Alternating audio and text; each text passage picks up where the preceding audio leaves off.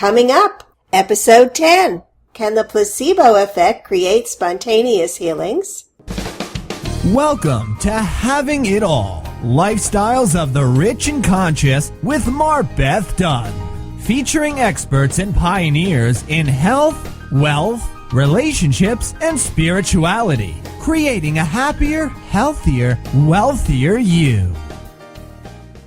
Welcome to the Having It All Show, Lifestyles of the Rich and Conscious. I'm your host, MarBeth Dunn, empath, intuitive, coach, mentor, best-selling author, and creator of the Spiritual Wealth Activation System, a step-by-step process to create miracles and abundance. If you're a frequent listener, thank you for subscribing to our show.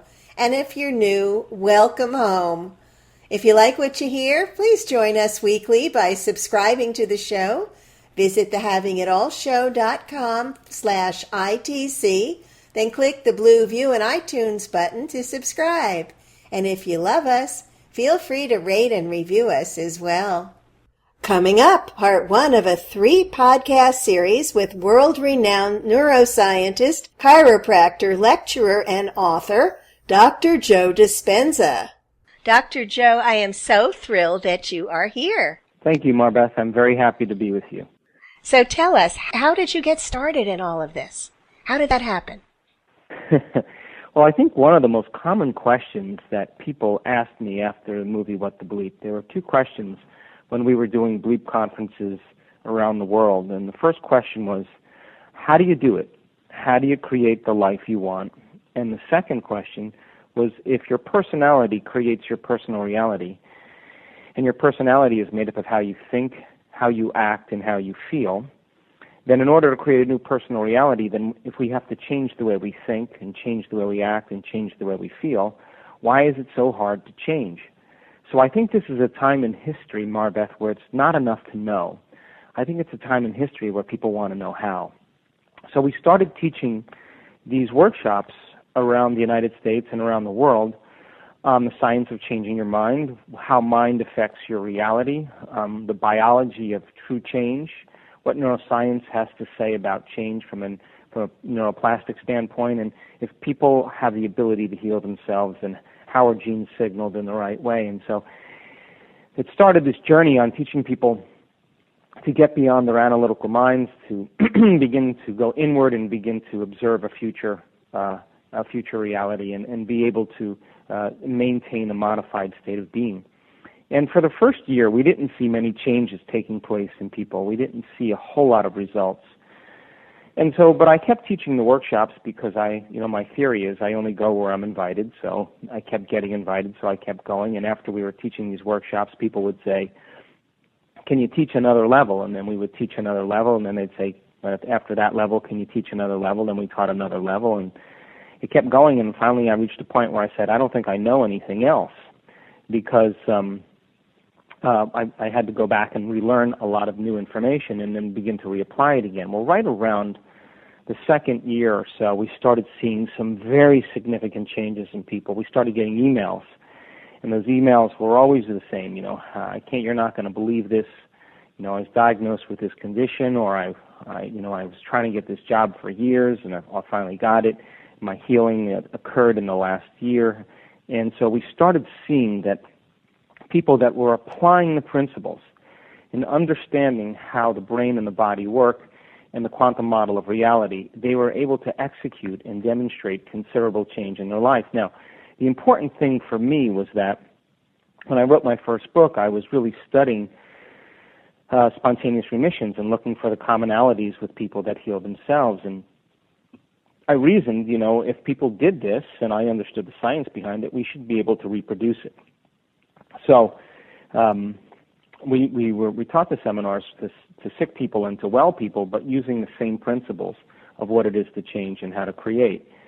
So after a period of time, we were doing these more advanced workshops, and we started seeing people heal themselves right in our workshops. I mean, people with MS and lupus and chronic pain and all kinds of dysfunctions in 3 days, all of a sudden standing up and saying, my leg was paralyzed from MS, I can run, I can walk, I don't need any assistance, my symptoms of lupus are completely gone in one weekend. My eczema's disappeared.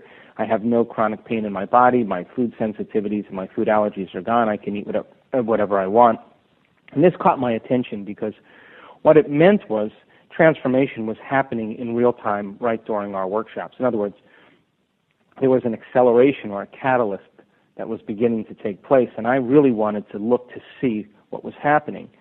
So this started me thinking about the idea that why is it that you can give someone a sugar pill, a saline injection, or perform some false surgery or procedure or treatment, and a certain percentage of those people will accept, believe, and surrender to the idea that they're getting something real, and they begin to program their autonomic nervous system to make their own pharmacy of chemicals that matches the exact same chemical they think they're taking or the exact same procedure that's occurring. So I started thinking, is it the sugar pill or the saline injection or the false surgery that's doing the healing? Or is the person really selecting a new potential in the quantum field? And once they get clear on what that potential is, they begin to marry that intention with an elevated emotion. And that elevated emotion then, combined with the clear intention, is the perfect combination to begin to program genes and signal the body in new ways.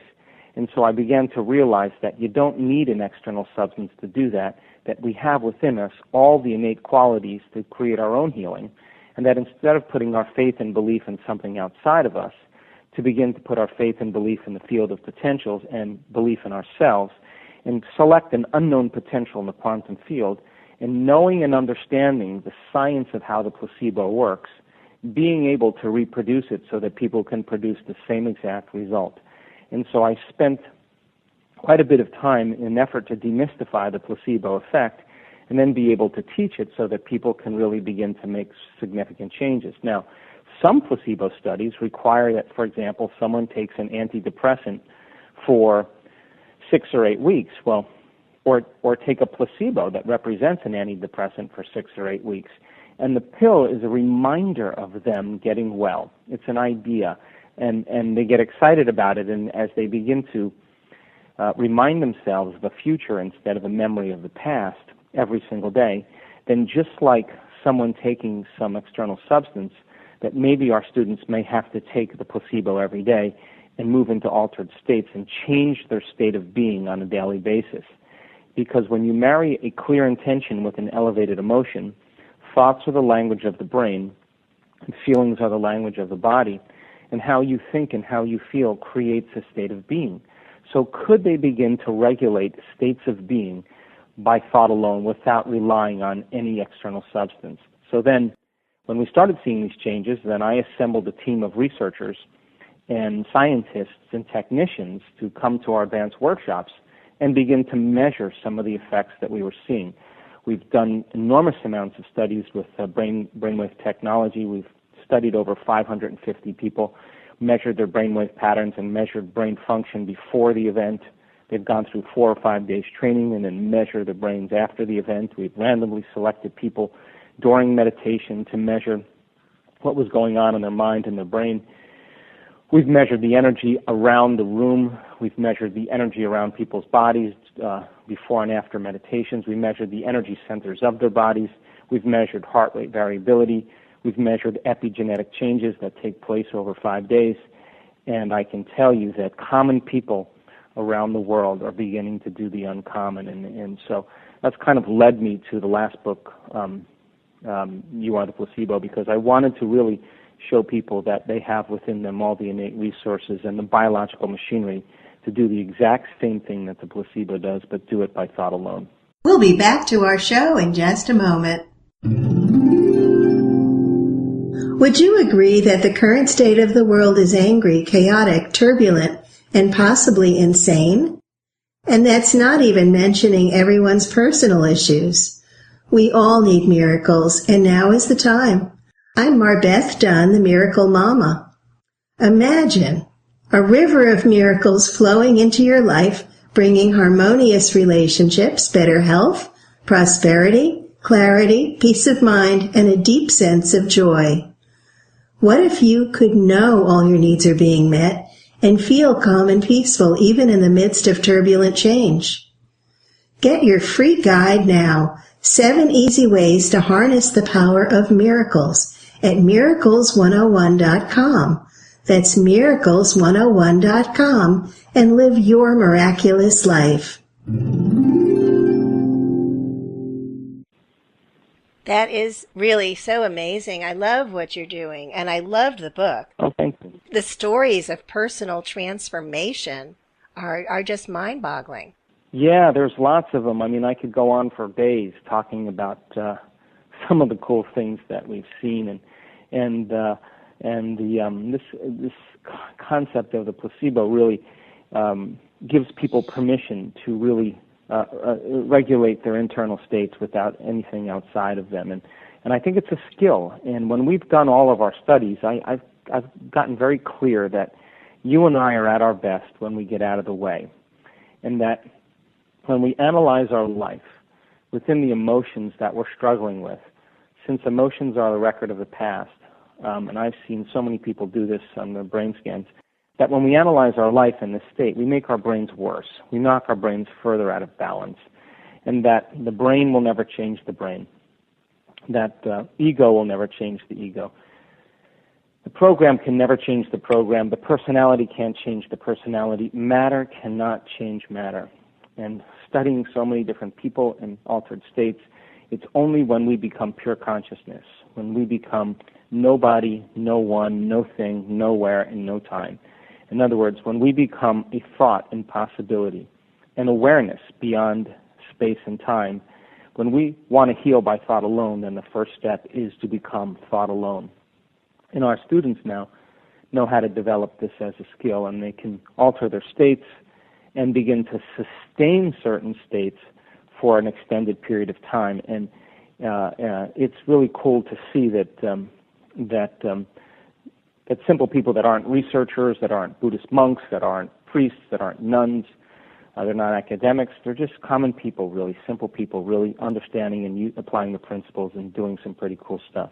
What I believe you're talking about is returning to our natural state of being a thought, which is what I would assume to be the closest we can be to our Creator, to be the essence of who we are without getting thought in the way. Well, it's not that thought gets in the way, it's that our analytical mind gets in the way.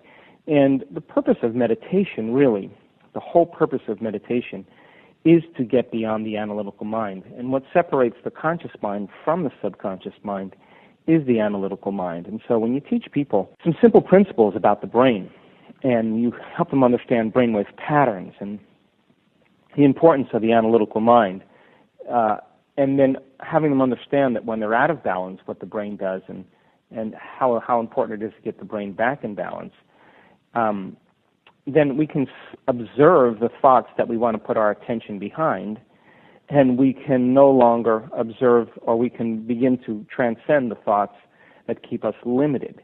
And so those thoughts are just old circuits that we fired and wired in our brain. So the concept called metacognition, the first step in change is becoming conscious of your unconscious thoughts, becoming aware of your automatic habits and behaviors, and beginning to pay attention to those emotions that drive us to a lower denominator. And that process of change is the most important process, because 95% of who we are by the time we're 35 years old is a set of memorized behaviors and emotional reactions, beliefs and perceptions, and attitudes that function like a subconscious computer program. So when people start to change and they're going to use 5% of their conscious mind to work against 95% of what they've memorized subconsciously, they always get in trouble, because they try to think positively, but they've been feeling negatively for the last 35 years. Or they create a dream board with their SUV and their new house and their new relationship, but they feel unworthy. So that's mind and body doing opposite things. And so in order for us to truly make the change, we really have to become familiar with the unconscious aspects of ourselves and make them so conscious that we never go unconscious again. And so then we begin to, when we do that, there begins the that affords a biological change that begins to take place neurologically in the brain and begins to change the body as well. And so that's when the body moves into stasis, and that's when we can then put our attention behind the thoughts we do want to put our attention behind, and that's when change starts to happen. Okay, yes, I understand. So you feel that the beginning would be through a process of meditation first, and being aware of what we're thinking consciously, but knowing that on a subconscious level that there may be some other very different programming happening. Yeah, and that's I'm not making this up. The science actually says this too. I mean, we have two memory systems in our brain and body. One is called explicit memories or declarative memories, and those are just memories that we can declare. They're made up of things we learn, knowledge, and things we experience, like events in our life. So I know I'm a man. I know I like garlic mashed potatoes. I know I was born in March. I know I pay taxes on the 15th of April. I know a few things about neuroscience, a few things about health, because I either learned them or I experienced them in my life. That's declarative. But if you keep doing something over and over again, and you keep repeating it, it becomes so automatic and it becomes so second nature, it becomes so innate in us that it becomes what's called implicit or non-declarative. Non-declarative means you practice it so many times that you no longer have to consciously think about it. So if 95% of who we are are made up of those implicit, non-declarative, automatic responses and behaviors and habits and skills, then in order to change them, we have to begin to look at and restrain the thoughts, behaviors, and emotions that keep us returning automatically back to the old self. Because otherwise we walk back into our life and we have one thought or one reaction to something in our external environment, and the program begins to run and we go unconscious. So we can start out with good intentions at the beginning of the day, but within a very short amount of time, we're back to the old behaviors, because the hardest part about change is not making the same choice as you did the day before. That's very true. Be sure to catch Part 2 in Episode 11, Can the Placebo Effect Create Spontaneous Healing? With Dr. Joe Dispenza. For more information on Dr. Joe Dispenza, his books, his website, his social media information, visit his show page on TheHavingItAllShow.com. If you haven't already, be sure to subscribe to The Having It All Show and never miss an episode. Visit TheHavingItAllShow.com, and there in the banner on the top of the page, you'll see a red subscribe for free on iTunes button. On the show pages, you can also listen through the Stitcher app. And if you're on an iPhone, click on TheHavingItAllShow.com/ITC, where you can easily subscribe on iTunes. Looking for more wealth and wellness? Visit TheHavingItAllShow.com, download your free guide, 5 Steps to Wealth and Wellness and the Pitfalls to Avoid. That's TheHavingItAllShow.com.